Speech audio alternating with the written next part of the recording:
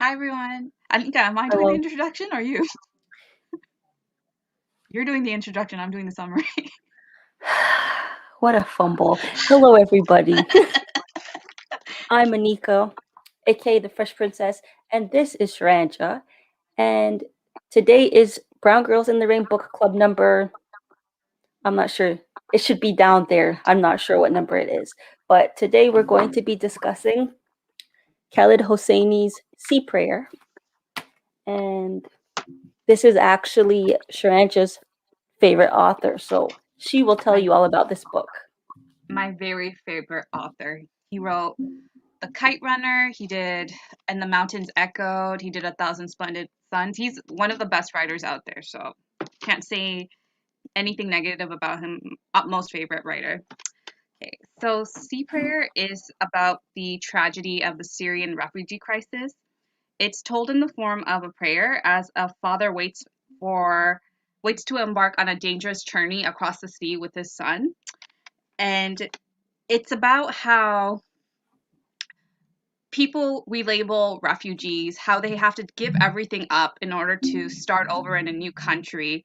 And a lot of times it's because they're fleeing their home country because of war, because it's no longer suitable for themselves or their family. So they need to risk everything in order to get across to this new country, new home. And Khaled Hosseini begins the story by telling the reader about a small Syrian town of Homs. It's called Homs, and this is where the father and son in the story are from. And he speaks of how peaceful Homs was before the war started. And sadly, it's something that the child in question never experiences because he was born right before the war started. So he never got to see his hometown be peaceful, be somewhere that's nice to live, that you can feel safe.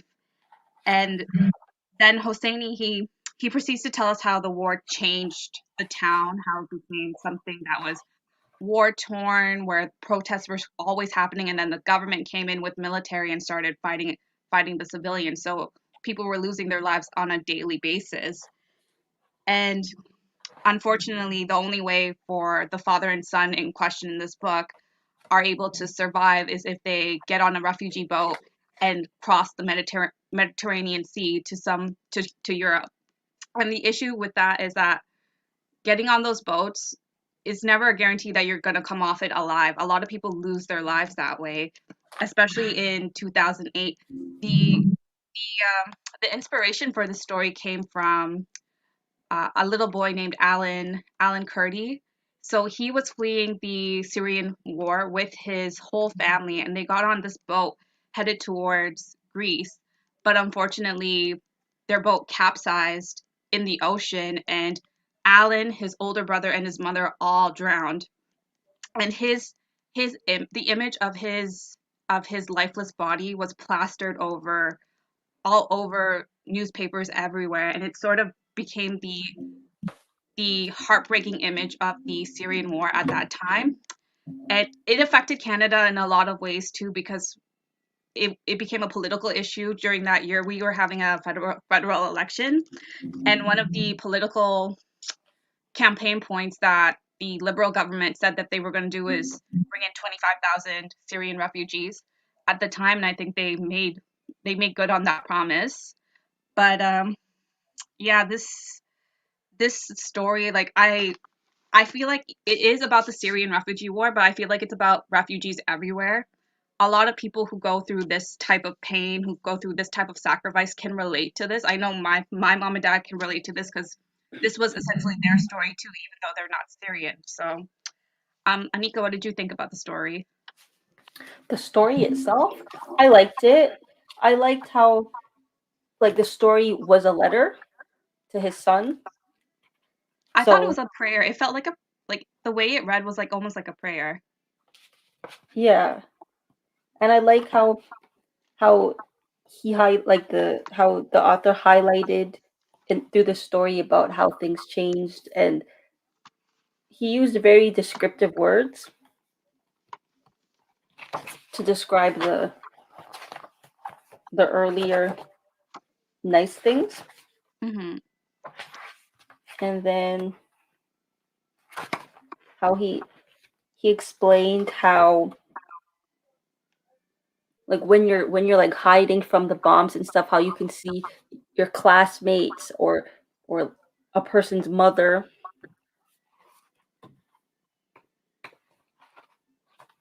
And sometimes Yeah. all you can do is pray, hope for the best that things work out to flee. Yeah.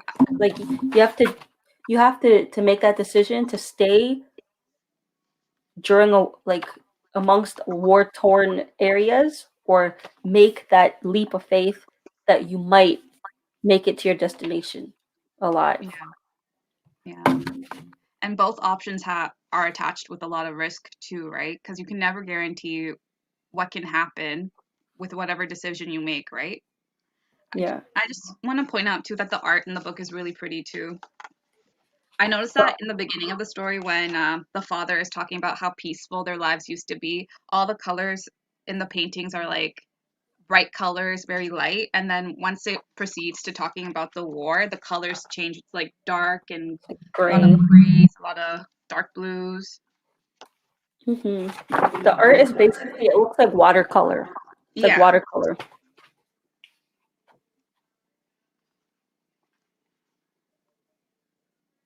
See yeah, the artist also did work on Thousand Splendid Suns.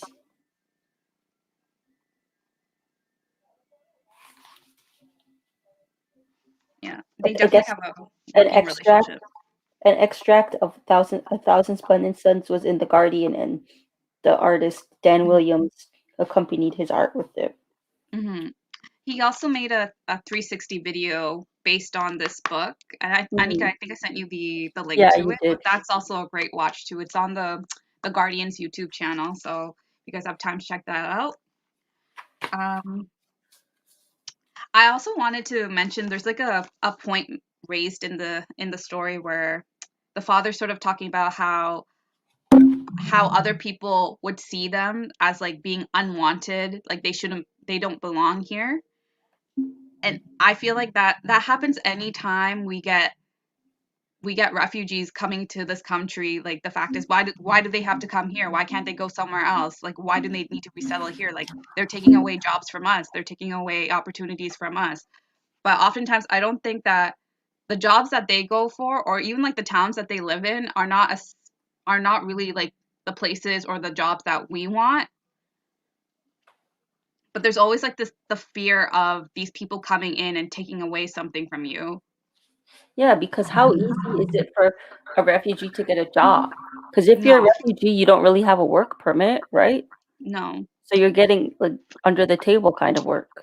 Well, sometimes if they claim asylum, they have the opportunity to work as long as they get a SIN card. Mhm. There's ways to go about doing it, but most of the time they do under the table, right? Like they get jobs that pay them under the table. But it's Mhm. not an easy life. And like I said, the jobs that they go for are not the jobs that necessarily you want to do, right? And sometimes like I was reading about this Syrian chocolate maker who he had to leave his shop in Syria, come here as a refugee, and he started up a new shop in Alberta, in a small town in Alberta, and he actually employs like more than 100 people. Oh So that's wow. they bring like innovation with them too, right? But I also want to say too, like this became such a huge political issue in 2008, right? It's one of the reasons why the liberal government won because they had a whole new platform of welcoming refugees, right? Which is why I said like they brought in more than like 25,000 Syrian refugees at the time. But my but and I think that's great, but we should also focus on the factors that are causing these people to leave their country, right? Yeah, we can bring in as many people as we want, but then that doesn't really solve the problem of the reason why they're leaving, right? We should be able to like step in and sort of stop these wars from happening. Exactly, because a lot of times Americans or Canadians, we are the people over there causing trouble. Yeah. Yeah, there Instead are of a lot of helping, we're just adding to it. well, yeah, our presence in a lot of countries often causes instability within local governments. I mean that was the whole issue with the U.S. and Iraq. Like the U.S. actually created Osama bin Laden. They gave him the tools, the training necessary in order to become like a high thinking militant, right? Mm-hmm. And that was like the 80s too. So these things come back and bite you in the butt. Definitely. Right. Anika, do you remember reading this story, reading about this story in the newspapers, like for Alan Kurdi? No. I remember because I remember it because it was like a super huge thing, and we actually talked about this in our grade 11 law class, and it became a debate against why is it why is it our responsibility to take these people in versus we should take these people in and make them part of our country, right? And I see like the it's weird because my parents are also refugees. Like if my parents didn't come here and claim asylum, like I probably wouldn't be alive right now. But like I feel really really bad for these people who struggle like this, right? I feel like we have enough room, we have enough opportunities to share with people who struggle like this. But then there's always that fear that like they're taking something away from us. That's the thing. No matter how much you have, there will always be people who are upset that other people are getting Hmm. stuff. Hmm. Yeah. And to be fair, Canada as a nation, I think our most recent wave of refugees was from Syria, but we get these waves of people every couple of years. Like we had a wave of refugees that came when Czechoslovakia collapsed back in like the 80s. We had a wave of refugees coming here when Vietnam had their civil war, when Cambodia had their civil war. Sri Lanka, like when Sri Lanka was having their civil war, we got a steady stream of refugees, right? This country's kind of like built on immigration, and refugees are part of that scheme, right? Mm-hmm. But it's funny how people don't realize that this is not a new thing. This has been happening for years and years and years. I mean, it's all about what kind of immigrant you are. Hmm. Yeah. I remember when this was going on and all the Syrian refugees were coming to Canada on asylum status. There was also a conflict going on in South Sudan. Like you know how like their government pretty much collapsed, right? They're no longer considered like a fully functioning a country, but we still got people who were coming in to Canada, like sponsored Mm-hmm. to come and stay here and start their lives new from Sudan. But the how do I say this? There wasn't as much attention being paid towards them versus the Syrian refugees. And I feel like it's because one issue was like a hot topic, whereas one wasn't really worth talking about for some reason. I wonder why. I mean, and before we started our video, we were talking about the UN. What role does the UN actually have in playing in these like international conflicts, right? Because it doesn't seem like they do much. Exactly. If they're supposed to be the United Nations, there's so many nations who are not united. They're Hmm. disagree. They are. What's my? What was I saying? It's like a networking opportunity almost. It's just a Yeah, like it's opportunity. only the United Nations is basically the nations of like class and superiority. Hmm. And it's like you need to use your privilege for others. Hmm. Yeah, you need to use your privilege for others, but oftentimes it's almost used as like a publicity stunt. Yeah, Like, it's like oh, they this country and this country are getting along, but also it's because it's like the head of governments that are involved. Head of governments are the ones who commit a lot of crimes in their countries. it What was it? just feels it feels like the people of the United Nations only do things for other nations if it favors them positively. Yeah, no, 100%. Like I have a story about that too. So with So I know I talk a lot about Sri Lanka, but that's because that's where I'm from. So sorry. But like the Sri Lankan Tamils have been reaching out to the UN for years and years and years in order for them to get to step in and stop the abuses that are being committed by the Sri Lankan government, right? For years that we've been asking for that, and they've done nothing almost. And one of the proponents of that movement, whereas the UN was not going to step in and interfere in this other country's government, was David Cameron, who used to be the UK former prime minister. Now, when the Commonwealth meeting, which is when all the Commonwealth countries come together and have like a meeting to talk about like local politics, they had that in Sri Lanka. And at the time, this was like what, 2008, 2009. So David Cameron was up for re-election at that time, and there's a huge community of Tamil people who live in the UK. Only at that time did he say, I'm not going to Sri Lanka to attend this meeting because of the abuses of the Sri Lankan government against minorities. He said, we've been asking people to step in for this for how long, 20 years, and he only wanted to say anything about it because he was up for re-election and he wanted the Tamil vote. And this is an example of the UN and how it works. Yeah, it's very much you only do things for your own betterment. Yeah. Also, sorry, I'm going to give another example, but that's Go okay. ahead. So at the same time with this whole Commonwealth meeting happening in Sri Lanka, Stephen Harper also said the same thing, where he said he's not going to go to Sri Lanka for the Commonwealth meeting because of the abuses being committed against Tamil people by the Sri Lankan government.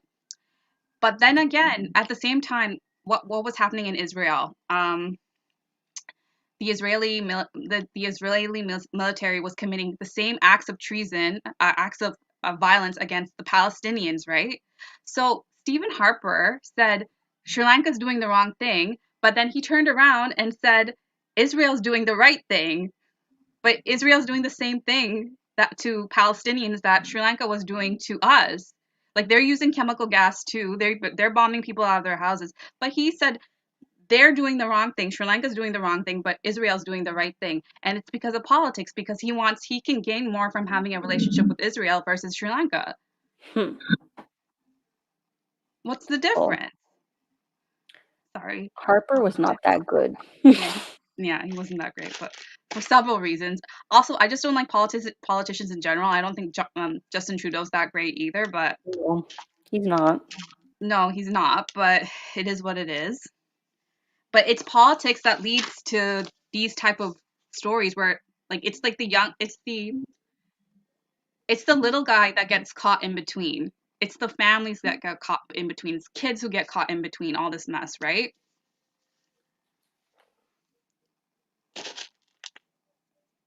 That's my story. But yeah. Do you see why this guy's my favorite writer?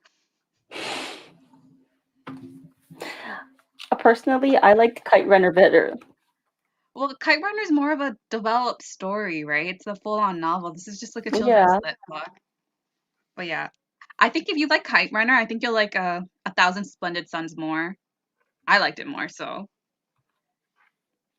like I liked this for what it was. It's just I do like a story better because like this is just a letter that tells you a lot, mind you. yeah. I would put this on the same kind of level as the Obama book, A Letter to My Daughters. I like this more than A Letter to My Daughter, No, to be fair. I don't mean that like I don't mean I rate them equal. I'm just saying Oh, like like those in terms two of would be, genre. yeah, those two would be like Yeah. on the same kind of level.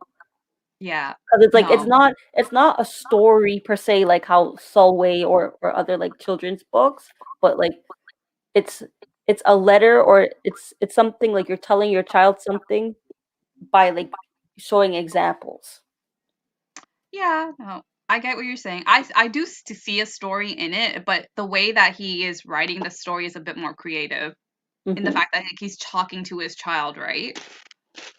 Hmm. favorite writer. So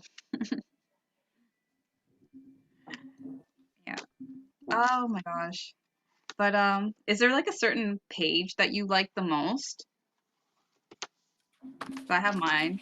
Um, okay, well, share yours. It's it's like the second last page where he's telling the sea to protect his child, and that he hopes he realizes the sea knows how precious his child is. I can just envision like Alan Kurdi's dad doing the same thing, praying that everything goes well and that the decision that he's making is going to result in something powerful for his kid and his family, right? That, You know that they were trying to come to Canada? oh, were they? Yeah. So his sister in I Vancouver thought you said actually they were paid. heading to Greece.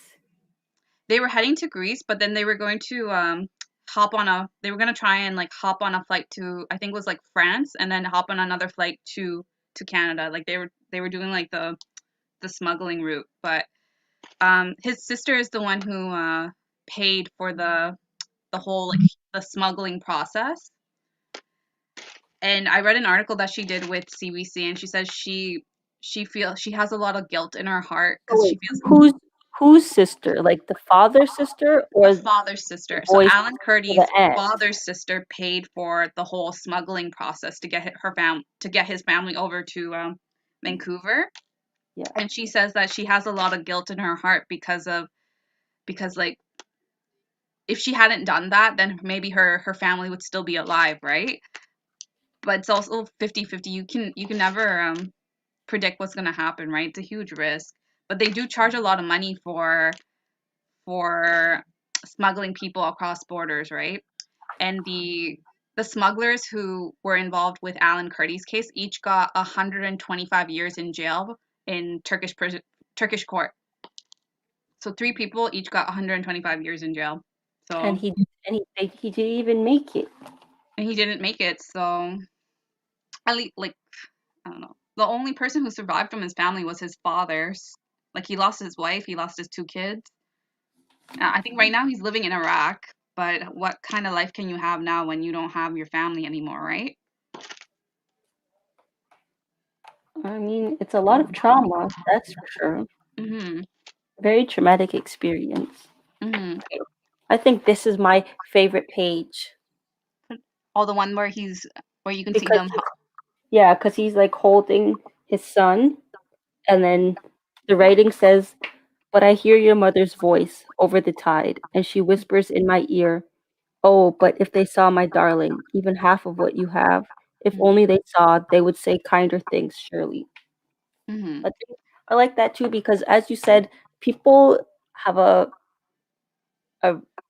preconceived notion, or like they like to say a lot of things about refugees. But the Mhm. thing is, like, if they truly knew these people's stories, or like if they truly knew what they overcame to get to that point, then Mhm. they would be nicer. Yeah. Oftentimes people are just scared of the unknown, right? They're talking about things that they're talking about people that they haven't even met yet. So, but then that's the problem with the whole world right now, right? We make assumptions about people that we don't know. Hmm. What do I you mean, think that's just about? a human way. Mhm. It's a human way, but it's not the right way. But what do you think about having like a story like this in the format of something that's supposed to be read by children? Like, do you think this is like too serious of a story for children to enjoy? Do you think that they'd be able to understand, grasp the severity of the Um, the plot? Honestly, I don't think a child is ever too young for anything. Because the thing is, if a child is old enough to experience it, then a child who has not experienced it is young enough, they're old enough to learn about it. Hmm. I I love say the this way all the that you put that. I say this all the time about how a lot of parents are like, "Oh, they don't teach your child about racism, or they don't teach your child about these different things because they feel like their child's too young to have to bear that, or too young to have to learn it." But the thing is, look at all the little black and brown children out there who have no choice but to know these things because of their own personal lived experience. Yeah. They were born black. They're gonna die black.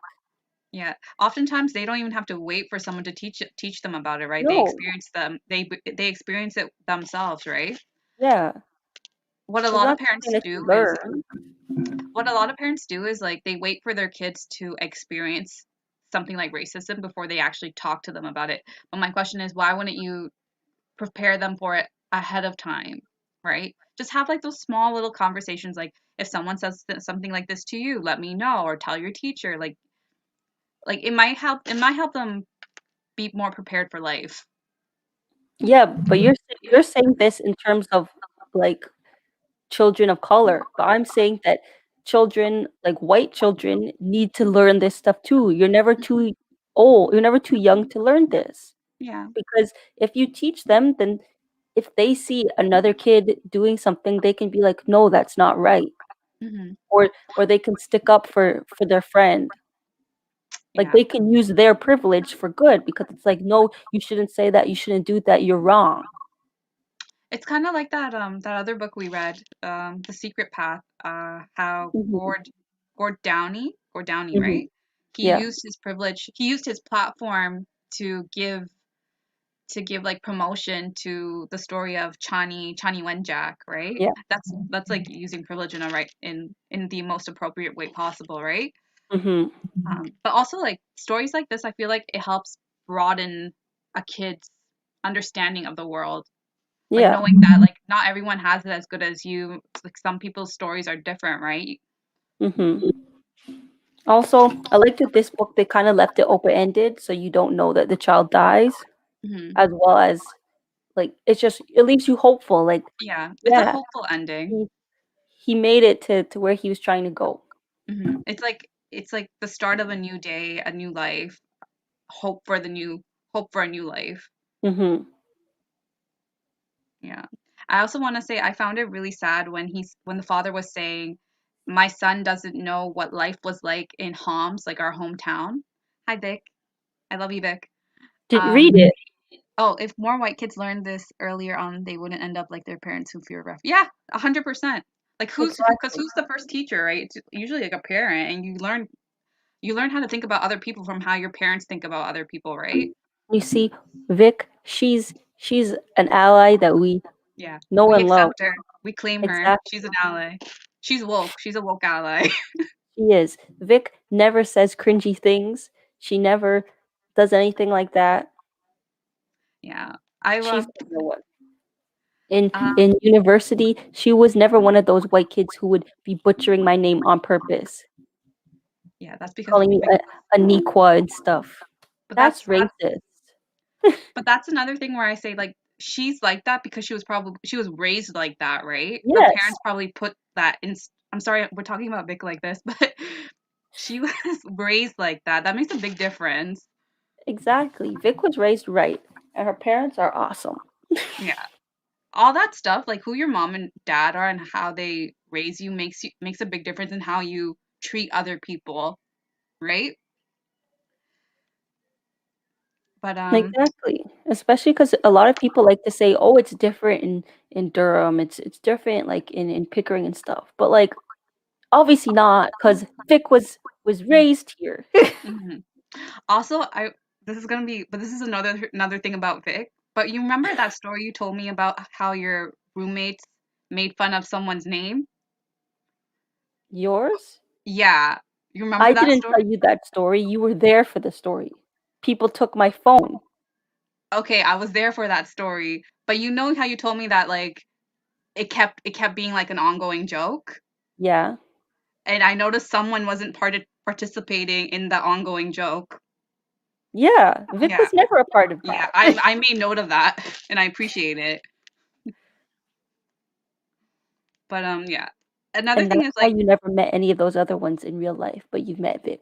it's okay. It's okay. Even though I talked to one of them in real life, I talked to Jenny on the phone once when I was trying to find you. Yeah, that's when the whole name thing happened. Yeah. Hmm. On to the next topic. But yeah. So when I moved from Scarborough to Pickering, the school that I went to in Scarborough was like all brown, all Tamil. Like we didn't even have to question each other. We knew who we are in terms of like who we were in terms of like history and culture, right? But then when I came to Pickering, it was like a whole nother level of privilege, and it was wealth and white privilege. And a lot of times like we would learn things in like social studies and history, like about wars happening, about people dying, and then they would sometimes like make jokes about it like it wasn't real, like it didn't happen to someone real, right? Yeah. Even things like we had a lot of like students in our class who had like accents, right? And they would just be out there making fun of their accents. Like they can't speak like they can't help their accent. That's just how they speak. Mm-hmm. But it's like it's that thing of like because it's foreign, they want to laugh at it. And I don't know how and to as I explain said it. before, it's if you're the wrong type of foreign. Mhm. If we had a classmate, let's say from Britain or from France or even like from Spain, that would be a nice thing. Like it's like, Mhm. oh, you're so cool, blah blah. But let's say they're from Mexico, or let's say they're from like like anywhere in Asia or maybe even Africa, that was Mhm. a problem. Yeah. Or even like like that Jamaican accent. We had like a couple Jamaican students in our school, I think. But Yeah, like but people would the just like difference make was fun of it. people no, but people liked the Jamaican accent because it made you cool. I felt differently. I felt like they were mocking it in a way. But yeah, it's books like this that help people realize that these people outside your country are also people too, and they have lives, and you should respect them. Hi, Sean.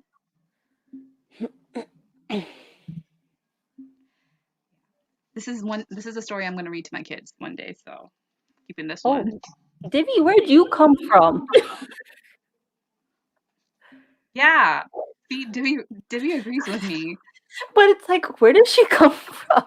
She was here. She was just lurking. Yeah. Hi, Divvy.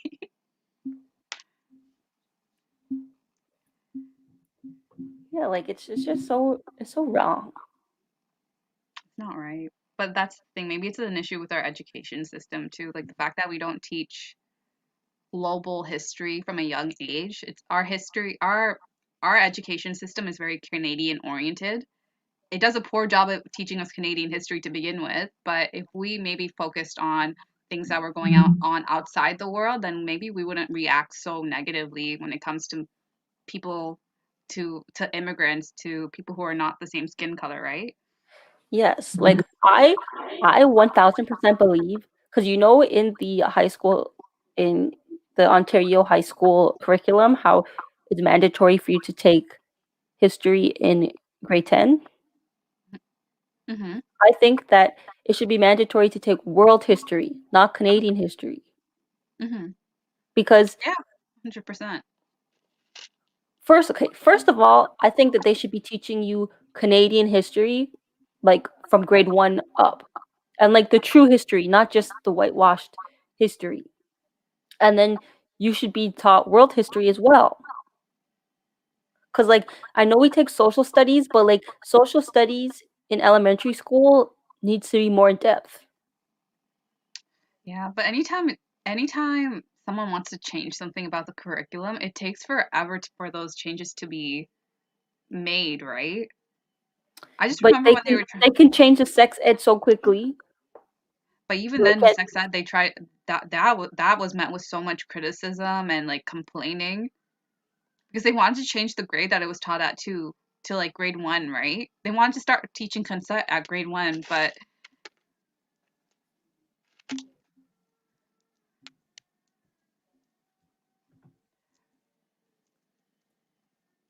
that was definitely not our school. And I Yeah, went to no. yeah, no, that wasn't happening. I learned more American history than I did non-white Canadian history. Yeah, I learned more US history. The history that I learned when it came to like BIPOC history was pretty much everything that happened up until colonialism. So basically, the problems are the teachers because Hmm. you have the option to enrich your students' lives more and you choose not to. Hmm. This is what Divi is saying. So in part of a teacher's role is to hit certain things in the curriculum, but generally what they want to teach is up to the teacher. Yes, and Divi's in teachers college, so she knows. So she knows.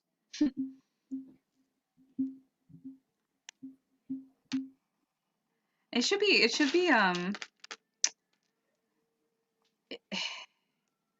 don't know. It's all I have to say is it's going to take forever for those changes to be made in Canadian history, in Canadian curriculum, like especially because I feel like don't people don't care about it that much to begin with.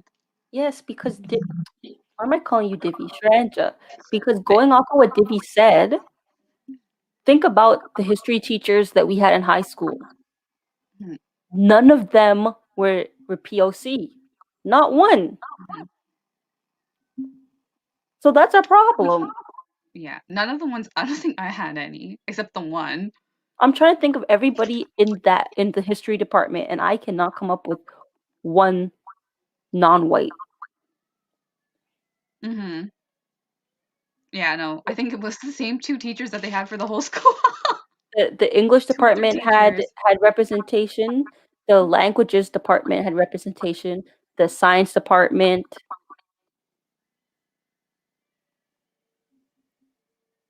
Yeah, but even I then, don't what they think. were teaching was very bare bones too. It was pretty much World War One, World War Two. They talked a little bit about the Holocaust, and then what is currently the Canadian government today. But I don't think we learned anything relevant to what's going on in today's world. Oh. And see, that's another thing. They should have a current events Hmm. course. Well, that was kind of like law class for us, where we would talk about things that were going on in today's headlines, Yeah, which is how I learned about. but that wasn't mandatory. No, it wasn't mandatory. A lot of those classes that like kind of broaden your horizon aren't really mandatory. That's what I mean. Like we need to have more like or even like instead of having stupid announcements at the morning, like use that for current events. Hmm.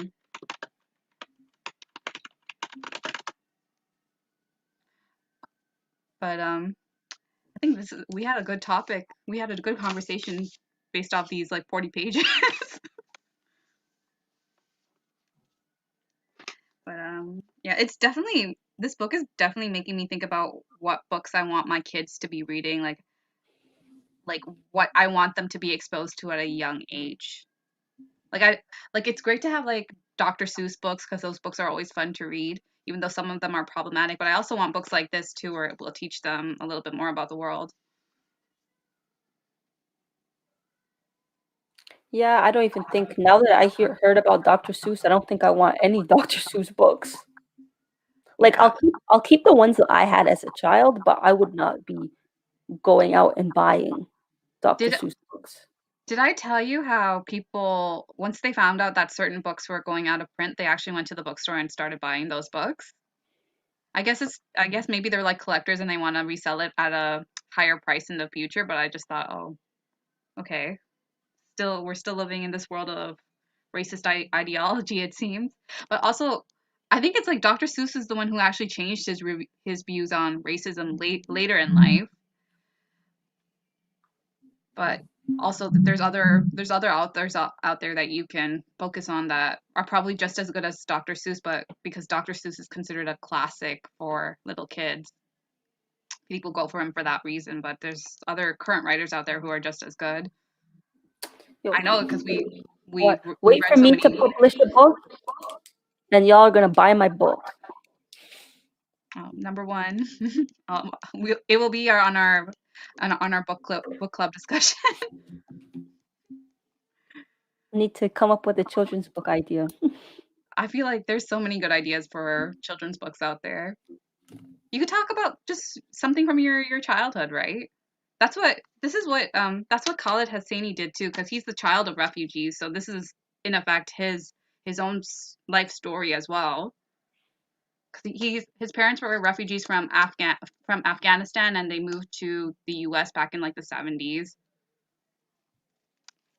So he wrote his own story basically, but he just set it in Syria. Tiffy says she'll illustrate for me. Yeah, see, you already have an illustrator. Divya, I feel like you should write your own children's book story. I feel like I'd be interested in that. I'm still waiting on that thesis thing.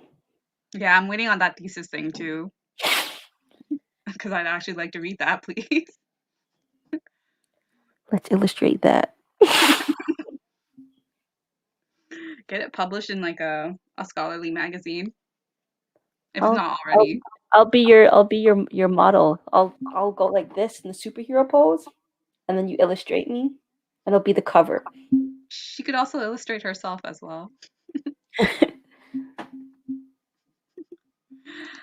All right. Anika, do you? It's this. I feel like this is gonna be a short video, but do you have anything that you want to wrap up with? Any final thoughts, ideas?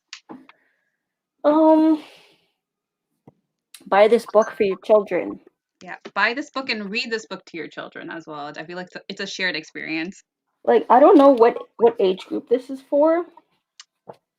I feel like it's supposed to cross age groups, so I feel like you can read it as a teen, as a kid, as an adult, and it No, should still I mean like what's the like obviously this isn't for a 2-year-old. I think it's no probably like 4, maybe like 4 to like 9, school age. Yeah, 4 to 9. I wasn't able to find the exact age group that it was for, but I don't think it matters in this case. No, I'm just giving it a general age 4 to 9. Hmm. Go buy it or no, age 44 to 9. Go and look up the what was it the 360 thing. Yeah, the 360 video. I'll try and post that on my account, and I'll send you. I actually already sent you the link, so I'll try and get that up for us tonight. But it's a beautiful animated video too, so if you guys have time, go and check that out as well. Yes. And our next book is on April. Wait, no. Today's only the 14th, March 28th. The next March book is 20. on March 28th, and it's going to be the sequel to The Hate You Give, which is Concrete Rose by Angie Thomas. Hopefully, I'm able to finish it by then because I haven't started, and school. I think that's gonna be an easy read though, because I started it like 2 days ago and I'm already halfway through. It's not like a Neil's Ghost where it took forever to read. This is like really easy. But thanks guys for coming. We always enjoy you guys coming and leaving your comments. So thank you. Catch y'all on the flip side, which is March 28th. Make sure to follow me at Fresh Princess 92 and follow her Bookstagram at Books Bounty 26, 28. 28. 28, 20. Why 28? Anyways, Because it was like bye. that's how old I was. Bye guys.